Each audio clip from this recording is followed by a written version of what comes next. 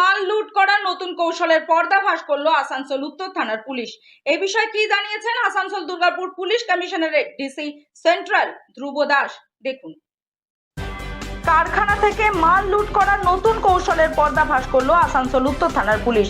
এই বিষয়ে Asansol Durgapur police commissionerate DC central Dhruba Das জানান, বিভিন্ন ট্রান্সপোর্ট সংস্থা অনলাইনে ট্রাক বুক করে, সেই ট্রাকের মধ্যে ফেক নাম্বার প্লেট লাগানো থাকে যা কেউ বুঝতেই পারে না, কিন্তু এক ট্রান্সপোর্ট সংস্থা তা জানতে পেরে আসানসোল উত্তর থানায় বিষয়টি জানান।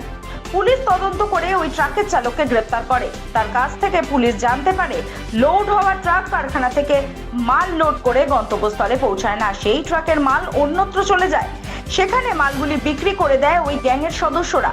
এমনকি পুলিশের অভিযোগ করলে সেই ট্রাককে নম্বর পাওয়া যায় না, কারণ সেটি ফেক নাম্বার প্লেট থাকে আর চালকের লাইসেন্সও থাকে ফেক।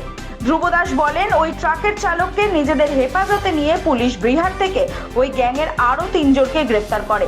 তাদেরকে হেফাজতে নিয়ে বাকি অভিযুক্তদের ধরার চেষ্টা করছে পুলিশ। ওই গ্যাংয়ের সদস্যরা বিহারের বাসিন্দা বলে জানা গিয়েছে। পুলিশ অভিযুক্তদের আসানসোল আদালতে পাঠায় এবং তদন্তের স্বার্থে পুলিশের হেফাজতে নেওয়া হয়। ঘটনার তদন্ত করছে আসানসোল থানার পুলিশ। শ্যামজি রোড লাইন্স বলে একটা ট্রান্সপোর্টার আছে আসানসোল নর্থের, তো এরা অনলাইনে একটা গাড়ি বুক করে এবং গাড়িটা যাওয়ার কথা ছিল Ramdoot roller private limited, Durlabhpur, PS Gangajal Ghati, Bankura একটা কোম্পানিতে লোডিং হওয়ার জন্য যাওয়ার কথা ছিল। তো এরা গাড়িটা বুক করার পর গাড়িটা যখন আসে তখন গাড়ির নাম্বার এবং ড্রাইভিং লাইসেন্স যেটা আছে সেটাকে দেখুন সন্দেহজনক মনে হয়। সঙ্গে সঙ্গে আসানসোল থানাকে জানায়, আসানসোল থানা যায়, গাড়িটাকে ডিটেন করে এবং একটু এক্সামিনেশনের পর পাওয়া যায় যে গাড়ির নাম্বার প্লেটটা ফেক এবং ড্রাইভারের যে লাইসেন্স আছে সেটাও ফেক। তখন অ্যারেস্ট করে আমরা কেস স্টার্ট করি, ড্রাইভারকে অ্যারেস্ট করি। তো ড্রাইভারকে অ্যারেস্ট করে রিমান্ডে নেওয়া হয়।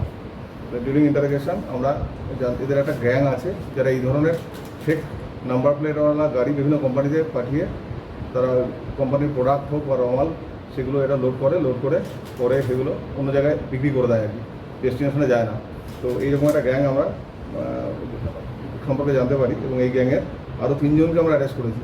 টোটাল এখনও পর্যন্ত 4 জনকে অ্যারেস্ট করেছি।